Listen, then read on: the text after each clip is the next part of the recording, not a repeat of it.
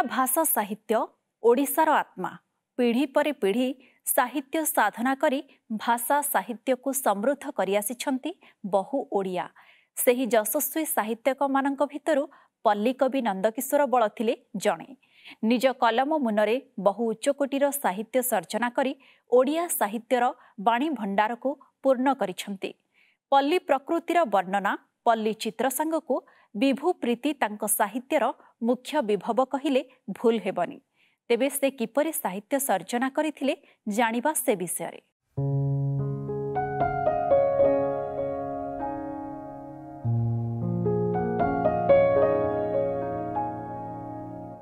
कुसुपुरर प्रख्यात कवि राय साहेब नंदकिशोर बल तांकर अक्षय कीर्ति और कृति सुविदित।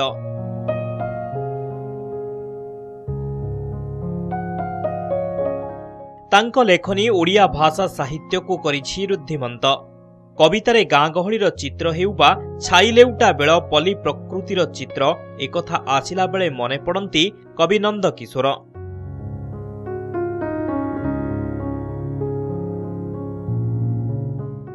डाणिया खरा पड़ी बेल जाउछि बुड़ी कि सुंदर पारा जोड़िए जाऊ अछंती उड़ी। ए गीत आज भी तुंडकु छाँ आसी जाए। पदे अधे गाऊ गाऊ गाँ चित्र आखि आगरे नाची उठे।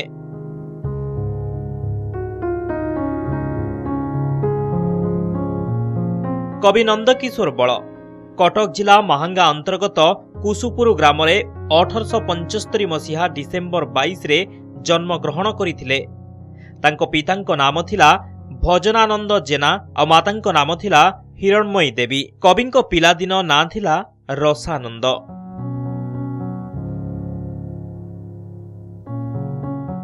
पीसिंको घरकू पुओ होई जाइथिबारु तांको नाम हेला नंदकिशोर बल।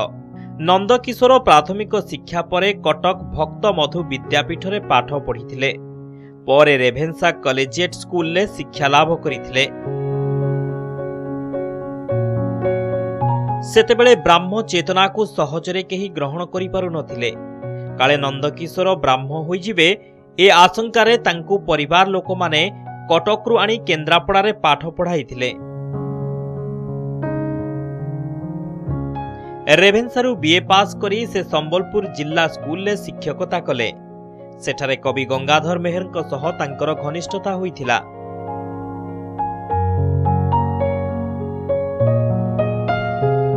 संबलपुर हितैषिणी पत्रिकारे तांकर बहु पत्रिका प्रकाशित होइथिला। परे नंदकिशोरଙ୍କ सह फकीर मोहनको भेट हुए। 1913 रे नंदकिशोरଙ୍କ कनकलता उपन्यास लेखा हुए। एही उपन्यास लेखिबाकू प्रेरणा दैथिले व्यासकवि फकीर मोहन।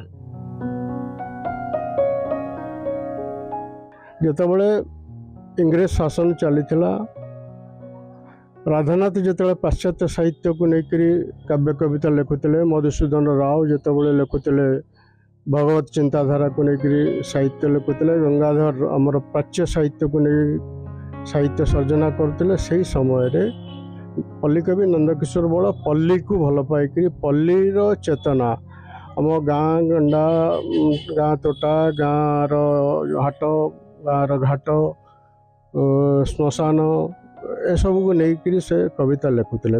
उभयଙ୍କ संपर्क बलरे बहु काव्य कविता लेखा हेइथिला। 1915 रे बालेश्वर जिला स्कूल इंस्पेक्टर थिबा बेले तांको सह भेट हुअंती कुलवृद्ध मधुसूदन, पंडित गोपबंधु और अभिधान प्रणेता गोपाल चंद्र प्रहराज।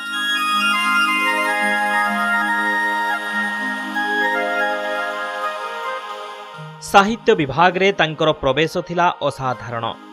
जदिओ से साहित्यर विभिन्न विभाग यथा उपन्यास, कविता, गल्प, समालोचना आदि सर्जना करुथिले, हेले पल्ली कवि भावे परिचित होइथिले।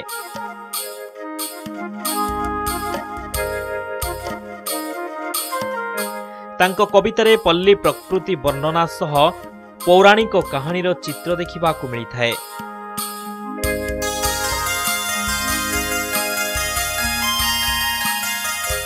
1898 रे पल्लीचित्र, 1908 रे पल्लीचित्र द्वितीय भाग और पल्लीचित्र तृतीय भाग रचना करथिले। सेहिपरि निर्झरणी, कृष्णा कुमारी, सीता बनवास, बसंत कोकिल, चारुचित्र, जन्मभूमि लेखिथिले। शर्मिष्ठा, नानाबाया गीत, कनकलता और लक्ष्मी गल्प पाठक मानकर अति प्रिय परिचित। समाज संस्कार चेतना, बाल्य विवाह को कवि समालोचना करिसेंती।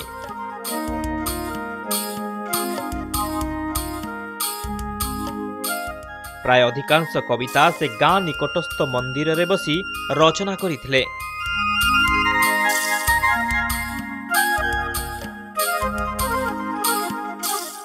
प्रकृति कवि थिले नंदकिशोर। प्रकृति को भल पाइबा सह पल्ली जीवनर नीतिदिनिया कथा को सहज सरल भावरे वर्णना थिला तांको कवितार मुख्य विभव।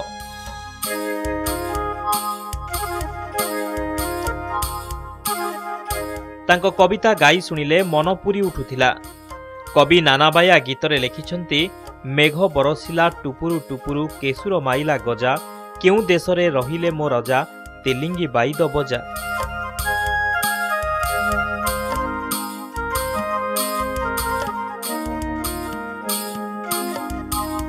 पल्ली जीवनर चित्र खास करी पल्लीवासी गाँ खला आंबतोटा नईपठा मशाणी गाँ हाट ठाकुराणी चित्र तांको कविता को करिछि अधिक सुंदर।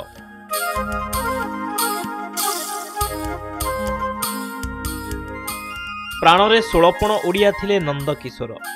इंग्रेज मानक शासन समय रे ओडिशार दुख देखि कांदी उठुतिला तांको प्राण।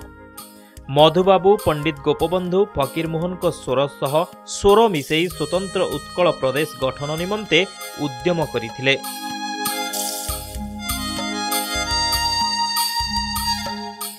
पल्ली कवि नंदकिशोर बळंक एही अमलिन कृति और स्मृति को मने रखिछि और रखिथिबो ओडिया जाति। तांको जयंती रे आमर गभीर श्रद्धांजलि।